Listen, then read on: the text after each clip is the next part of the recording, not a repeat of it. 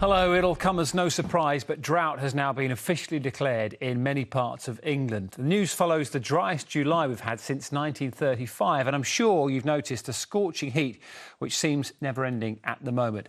Have a look at these pictures from Dorset this afternoon. Around 60 firefighters are working to try and put out this huge heath fire at Studland. Well, those fires are spreading because the ground is just so dry.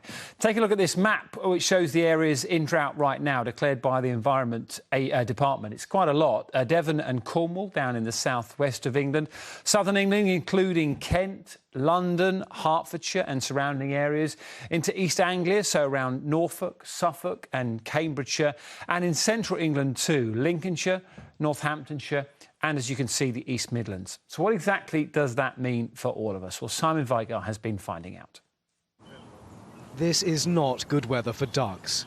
Here at the Sussex Wildlife Trust in Woods Mill, there is more paddling than swimming for the moorhens. I've never seen this dry in 20 plus years. Photographer and author David Plummer told me he is very concerned.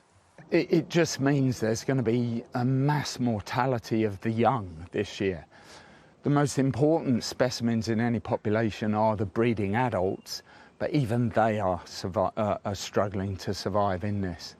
At Ardingly Reservoir, the picture is stark. The hosepipe ban came into force in Sussex today. There is actually no official definition of what constitutes a drought in the UK, which is why we need a committee of people to officially declare one. But I think we've all known, haven't we, for a while now, that if it looks like a drought and feels like a drought, it's probably a drought. The formal announcement means water companies can take action and implement their drought plans. This can include restrictions on water use, such as hosepipe bans. Water companies can apply for permits to allow them to take more water from the environment, like rivers. And they can also start moving water from certain areas to places which are running low. The water companies are facing heavy criticism for their actions or alleged inaction. And there is criticism, too, of the lack of coordination. You know, I think a lot of us are frustrated at the moment that we've seen this long, dry year, not just our driest ever July, and we're still seeing areas that don't yet have restrictions in place. This Met Office map shows how much below average the rainfall is. The darker the brown, the worse it is. There is an awful lot of catching up to do this autumn and winter. For those like David who work with nature, the warning signs to us all could not be clearer.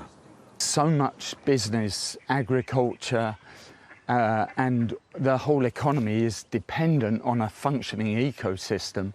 These extremes of weather are going to destroy that ecosystem, and it makes us realise how fragile it is. And when the South Downs start looking like the Australian outback, short-term fixes like hosepipe bans are perhaps the least of our concerns. Simon Vigar, 5 News, Sussex.